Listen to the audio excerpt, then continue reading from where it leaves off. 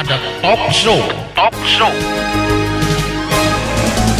di Radio Start 102,6 FM.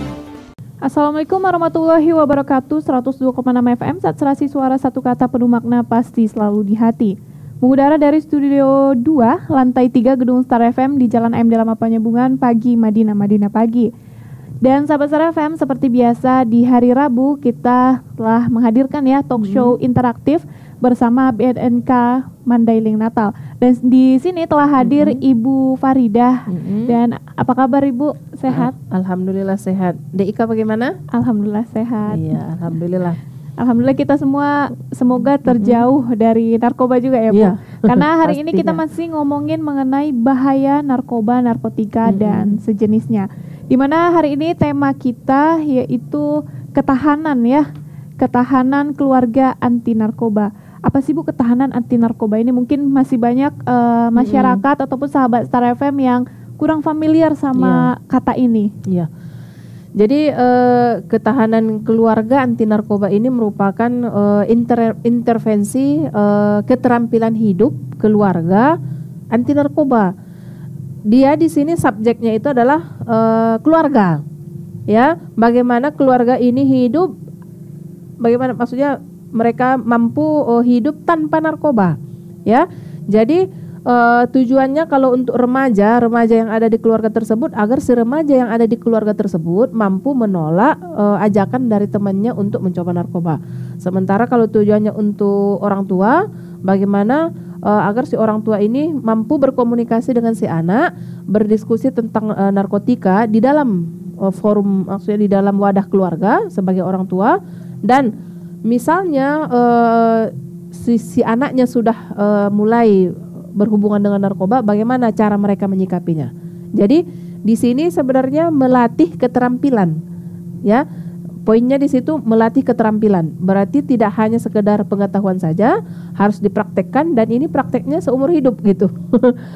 Harus berkelanjutan karena tidak bisa kita lepas dari keterampilan hidup ini gitu. Karena berarti semua kalangan di dalam rumah tangga harus memahami ya Bu. Jadi lagi ngumpul-ngumpul keluarga atau sambil makan, ngomongin ya seberapa bahaya narkoba. Jadi si anak ini tidak mencoba-coba gitu ya Bu. Dan apa sih Bu, kenapa sasaran narkoba ini kan biasanya remaja nih. Remaja umur-umur 15 tahun sampai SMA biasanya ya. Dan kenapa keluarga yang menjadi ataupun harus diintervensi ataupun diperhatikan dalam ketahanan keluarga ini? Iya. Jadi begini ya Dek, dan pendengar Star FM semuanya. Jadi program intervensi ketahanan keluarga anti narkoba ini merupakan suatu program yang dibuat oleh BNN setelah adanya penelitian sebelum-sebelumnya. Jadi penelitian ini dilakukan pertama kali nih ya. Ini penelitian ini dilakukan pada kelompok remaja. Ini dilihat di situ bagaimana ketahanan diri remaja terhadap narkoba. Dari hasil penelitian yang dilakukan oleh BNN ini ya beserta dengan LIPI itu didapatkan hasilnya bahwasanya ketahanan diri remaja itu sangat rendah. Nah, dari semua ini kita lakukanlah analisa. Mana yang paling besar pengaruhnya terhadap ketahanan diri remaja ini? Ya, setelah kita lihat kembali, setelah kita analisa, ternyata banyak faktor keluarga yang menyebabkan ketahanan diri remaja ini sangat rendah. Maka itulah awalnya program ketahanan keluarga anti narkoba ini dimunculkan ataupun akan dilaksanakan oleh BNN. Sebenarnya ketahanan keluarga anti narkoba ini adanya di tahun 2021 ini Dek. Berarti masih baru ya? Iya, masih inilah. Jadi ini program berkelanjutan yang rencananya ini akan kita lakukan berkelanjutan selama 5 tahun. Selama 5 tahun gitu. ini. Nah, jadi begitu dia seperti yang Adik katakan tadi, kenapa? Kan remaja nih yang jadi sasaran, kok nggak remaja langsung gitu. Kenapa kok dilibatkan keluarganya? Orang tuanya semua iya. Ya. Kenapa? Jadi seperti tadi yang tadi Kakak katakan, sama sih sepertinya kita menyekolahkan anak. Kita misalnya menyekolahkan anak, sekolahnya bagus ini. Misalnya lah si anak diajarin mengaji, menghafal ayat Al-Quran dan segala macam. Tetapi kalau tidak didukung oleh keluarga di rumah, apakah si anak ini akan berhasil? Kakak rasa faktor kegagalannya tinggi gitu kan. Nah, Begitu juga kalau kita langsung intervensi, kita perhatikan langsung remajanya, kita ajarin bagaimana dia cara menolak ini dan segala macamnya, tetapi begitu di rumah dia melihat ayahnya merokok di depan dia, kemudian dia sering diajak oleh omnya kemana gitu, atau sering diajak oleh apanya lagi, pokoknya di sekitaran keluarganya itu akrab dengan masalah narkoba. Kalau cuman remaja yang kita intervensi, tidak kita intervensi keluarganya, maka resikonya tetap ada, tetap tinggi gitu. Kemungkinannya kecil ya untuk berhasil. Dia, berhasil. Maka yang kita intervensi adalah keluarganya. Nah, dengan kita intervensi keluarga, ya, kita ajarin keluarga bagaimana agar memiliki keterampilan hidup keluarga anti narkoba, maka ini kita harapkan permintaan dari masyarakat terhadap narkoba ini akan semakin rendah. Kalau permintaan narkobanya rendah, otomatis kan pengedar bakal bangkrut gitu. Nggak tahu dia mau jual apa. Kok jualannya nggak laku-laku kan gitu. Nah, kalau jualannya nggak laku, otomatis pemberantasan kita akan berhasil. Ya, jadi inilah dia pentingnya program ketahanan keluarga anti narkoba, gitu deh. Dan untuk meningkatkan ketahanan keluarga ini Bu, apa aja sih yang diperlukan? Ya, jadi ada beberapa unsur ya atau beberapa faktor-faktor yang mempengaruhi ketahanan keluarga ini. Ada namanya sistem keyakinan. Sistem keyakinan keluarga ini, sistem keyakinan ya, satu. Kedua itu ada proses organisasi namanya. Yang ketiga itu proses komunikasi. Nah, kalau sistem keyakinan ini dia tujuan apa? Maksudnya itu adalah dasar ataupun nilai-nilai atau pendirian yang mendasari sikap dari keluarga tersebut. Contohnya, seorang ayah merokok, ya, apakah si ayah ini menganggap merokok di depan anaknya itu adalah hal yang lumrah atau bagaimana? Itu tergantung pada prinsip yang dimiliki oleh si keluarga tersebut. Itu, iya. Nah, terus atau misalnya seorang anak merokok, ketahuan sama ayahnya, tindakan apa yang dilakukan ayahnya? Hanya membiarkannya sajakah? Atau melihat itu sesuatu yang lumrah atau sesuatu yang mesti ditangani secepat mungkin? Itu berdasarkan apa namanya, dasarnya itu adalah sistem keyakinan ini gitu. Kemudian ada juga di dalam sistem keyakinan ini aspek spiritualitas, kepercayaan pada Tuhan, ya. Ini menyangkut pada hal mungkin masih banyak mungkin masyarakat kita yang tidak maksudnya yang belum paham betul tentang apa namanya larangan penyalahgunaan narkotika ini, Dek, ya. Untuk narkotika semua agama itu melarang penyalahgunaannya. Semua agama di Indonesia ya, di Indonesia ini melarang penyalahgunaan narkotika. Ya, kenapa? Karena narkotika apalagi yang golongan 1 itu maksudnya mudaratnya yang paling banyak itu, ya.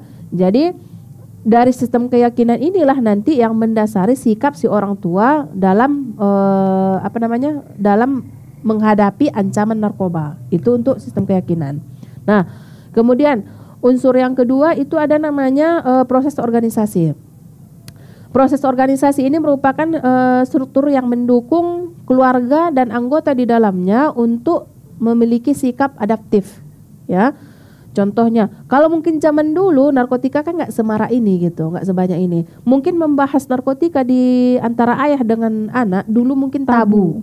Dianggap tabu. Tapi kalau sekarang kita masih menganggap tabu, maka si anak akan coba-coba mencari tahu sendiri. Iya, ya. Jadi bagaimana sikap keluarga beradaptasi dengan kondisi ancaman narkotika ini, itu dia proses organisasi yang kita latih keterampilan ini di keluarga, ya. Bagaimana seorang ayah beradaptasi, mulai mengubah pandangannya dan mulai mau membahas narkotika di keluarga dengan anaknya gitu. Itu nanti kita akan bantu orang tuanya. Nah, si anak pun itu nanti akan kita latih bagaimana cara dia mengungkapkan pengalaman dia, kemudian mungkin lingkungan sekolahnya juga gimana, lingkungan teman-temannya dia cerita gitu ya, dengan ayahnya atau dengan ibunya tentang kawan dia yang mulai mengajak. Bagaimana cara dia memulai percakapan kalau misalnya si bapak dan ibu ini terlalu sibuk gitu. Itu kita bantu. Itu maksudnya proses komunikasi yang ada di keluarga, ya. Kemudian yang ketiga yaitu proses komunikasi itu sendiri. proses komunikasi ini berkaitan dengan parenting ya, kemampuan ataupun keterampilan pengasuhan ya. Kemudian di sini juga akan kita tingkatkan kemampuan diri anak dalam mengungkapkan perasaannya, kemudian mengungkapkan pendapatnya, mengungkapkan apa saja yang dibutuhkannya gitu. Nah, jadi dari ketiga komponen ini nanti kita harapkan setiap mulai dari kepala keluarga, istri, kemudian anak-anak ini mampu memiliki sikap yang anti terhadap narkoba. Ya, jadi sebanyak apapun masalah dalam keluarga tersebut, misalnya dek gini, si anak nih udah ketahuan pakai narkoba, sikap si ayah bagaimana? Ya, apakah dia langsung mencaci maki, memarahi, atau malah dia menyalahkan si istrinya, kamu sih nggak pernah kamu pantau anakmu, kan gitu. Biasanya kayak yang paling mudah disalahkan itu kan dari si ibu gitu. Ya. Nah, di situ nanti akan kita bantu bagaimana cara si keluarga ini secara keseluruhan dalam menyikapi apabila si anaknya sudah terlanjur memakai. Ya. Ya, dan yang terakhir Bu, bagaimana sih BNN ini menginterpretasi ya ketahanan di keluarga ini? Iya. Nah, kita di BNNK Mendeleng Natal ini nanti akan ada 10 keluarga sebagai percontohan pilot projectnya untuk ketahanan keluarga anti narkoba ini. Nah, dari 10 keluarga ini nanti akan ada 10 orang tua, 10 anak. Jadi nanti kelasnya akan dibedakan dan ada nanti masanya disatukan. Jadi nanti si orang tua punya kelas khusus untuk orang tua beberapa sesi, si anak juga begitu. Ya di situ yang diajarin itu, yang kita diskusikan itu seperti yang tadi disebutkan ya, bagaimana si orang tua menyikapi anaknya, bagaimana berkomunikasi dengan anak, bagaimana membina keeratan hubungan antara ayah dengan anak, antara ibu dengan anak. Nah, di kelas anak juga begitu. Kita nanti akan berdiskusi tentang bagaimana si anak ini mengungkapkan kebutuhan dia apa, maunya dia apa, yang terjadi apa pada dia, lingkungannya ya. Biar jangan ada biar bisa kita sikapi konflik kalau memang ada konflik antara anak dengan orang tua. Nah, setelah nanti si orang tua punya kelasnya sudah diikutinya, si anak juga sudah diikutinya, nanti tiba waktunya, nanti masanya ada, nanti kita pertemukan mereka dalam satu kelas. Ya. Jadi disitulah nanti dipraktekkan kalau misalnya si anak seperti ini sih role play ya. Seperti maksudnya si anak ini berperan memang seperti anak. Pak, saya begini. Nah, si orang tua nanti bagaimana sikapnya itu nanti kita lihat. Nah, program ini nanti berkelanjutan. Ada beberapa sesi nanti kita bantu 10 keluarga ini untuk mengasah keterampilannya dalam hidup anti narkoba. Jadi seberapa efektif ya antara keluarga ini untuk memberantas anti narkoba ya? Iya. Jadi kalau kita lihat kan Dek, tadi kita sudah ceritakan bahwa akar dari permasalahan ini kan ketahanan diri remaja yang rendah. Jadi kalau kita intervensi keluarga, mampu keluarga ini hidup tanpa narkoba, otomatis yang kita harapkan tujuan akhirnya itu adalah masyarakat kita bersih dari narkoba gitu. Si tiangnya dulu diperkuat ya, fondasinya ini, unit terkecil dari masyarakat itu sendiri yang kita intervensi, yaitu keluarga ya. Karena kita juga sama-sama tahu kan bahwasanya sekolah terbaik itu adalah keluarga. Kalau kata film apa Bu? Keluarga Cemara ya.